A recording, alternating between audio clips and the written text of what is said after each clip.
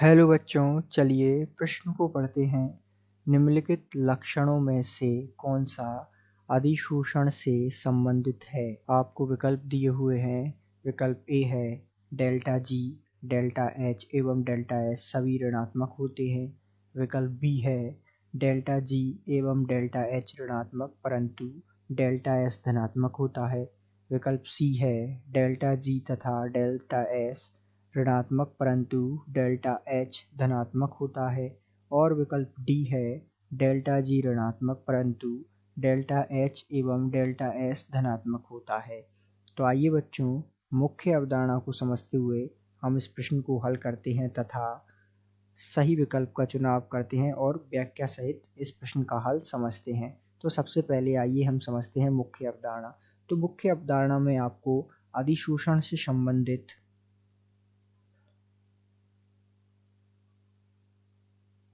जो है delta S, delta H तथा डेल्टा जी की जानकारी होना आवश्यक है। तो आइए सबसे पहले एक एक कर हम जानकारी एकत्रित करते हैं और इस प्रश्न को हल करते हैं। बात करते हैं डेल्टा जी की। डेल्टा जी यदि अभिक्रिया जो है स्वतः ही होगी तो नेगेटिव होगा और अस्वतः होगी तो धनात्मक अर्थात पॉजिटिव होगा। ध्यान दीजिएगा, जब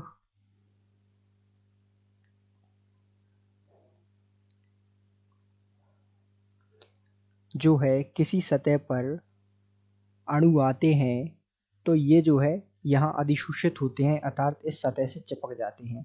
तो ये जो प्रक्रिया है वो कैसे होती है? स्वतः ही होती है। अर्थात यहाँ जो है अधिशोषण की प्रक्रिया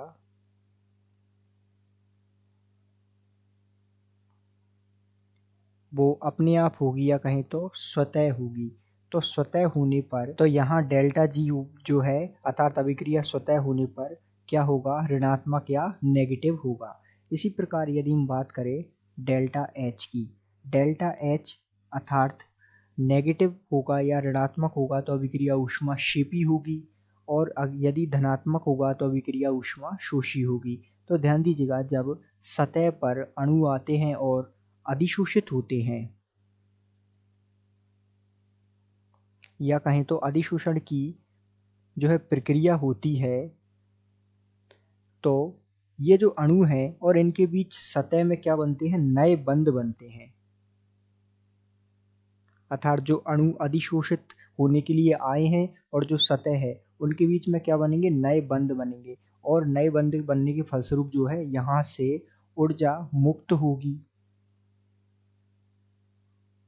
अर्थात ऊर्जा मुक्त होने का मतलब है कि ये जो प्रक्रम है वो ऊष्माक्षेपी है।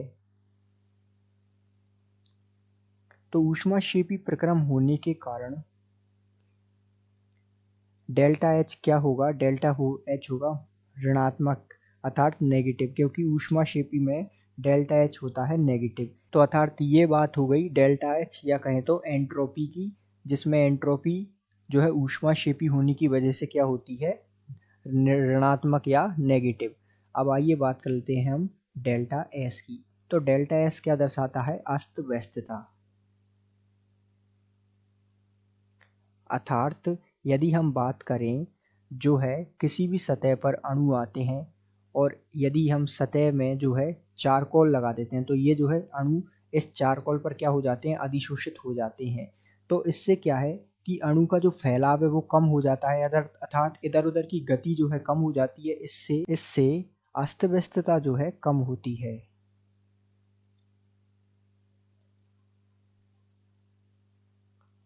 अर्थात मान लीजिएगा अणुओं की पहले की अस्त व्यस्तता S1 है अर्थात, और जो है बाद में जब ये चारकोल पर जो है अधिशोषित हो जाते हैं तो इनकी अस्त व्यस्तता H2 है।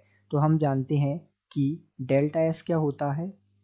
H2 minus S1। तो H2 कम है और S1 अधिक है, क्योंकि पहले अस्त व्यस्तता अधिक थी। हमने देखा यहाँ अणु इधर उधर फैल रहे हैं, विस्तृत हैं, तो पहले अस्त व्यस्तता अधिक थी अर्थात S1 बड़ा था H2 से। तो डेल्टा S क्या होगा?